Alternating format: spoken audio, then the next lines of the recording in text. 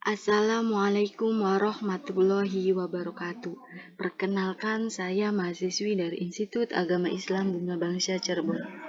Saya di sini akan membahas sedikit tentang isu kontemporer keuangan publik syariah.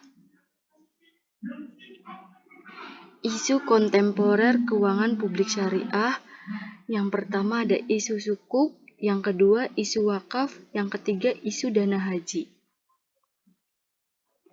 Isu kontemporer sukuk adalah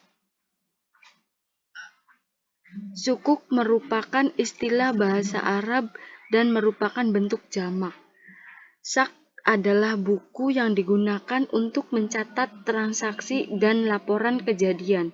Secara terminologi, sukuk merupakan surat berharga jangka panjang yang berdasarkan prinsip syariah. Perkembangan sukuk di Indonesia mengalami kenaikan setiap tahunnya. Pada tahun 2020 lalu, jumlah penerbit sukuk mencapai 142 dengan nilai 29,66 triliun. Kenaikan sukuk di Indonesia memang masih kurang stabil. Akan tetapi ini menjadi angin segar bahwasanya sukuk memberikan efek positif bagi perekonomian Indonesia.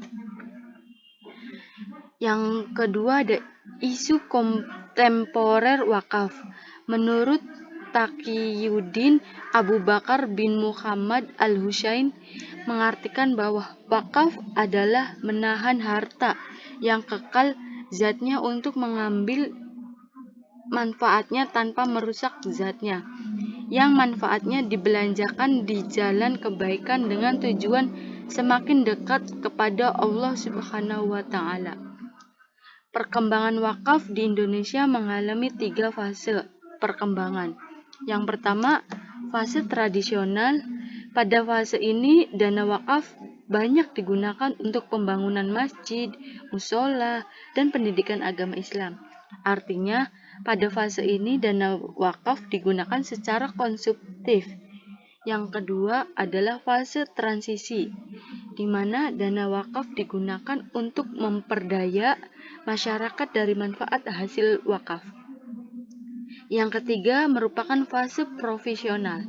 Pada fase ini merupakan wakaf sudah berkembang jauh. Wakaf sudah menjadi instrumen ekonomi keuangan syariah. Yang terakhir ada isu kontemporer dana haji. Ibadah haji adalah rukun Islam yang kelima bagi umat Islam. Ibadah ini hanya dilakukan pada waktu tertentu, yakni tanggal 9 dan 10 Zulhijjah saja dalam waktu 1 tahun. Muslim yang akan menunaikan ibadah haji disyaratkan mampu baik secara fisik maupun finansial. Minat Muslim di Indonesia untuk menunaikan ibadah haji sangat tinggi.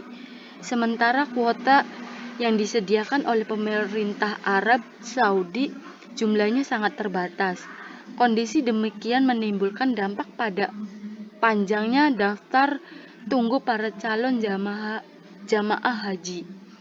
Beberapa tahun terakhir muncul isu tentang dana haji, di mana banyak masyarakat yang berekspekulasi bahwa dana haji digunakan oleh pemerintah untuk membangun infrastruktur atau investasi hingga untuk membayar hutang. Sekian dari saya, kurang lebihnya mohon maaf. Wassalamualaikum warahmatullahi wabarakatuh. Terima kasih.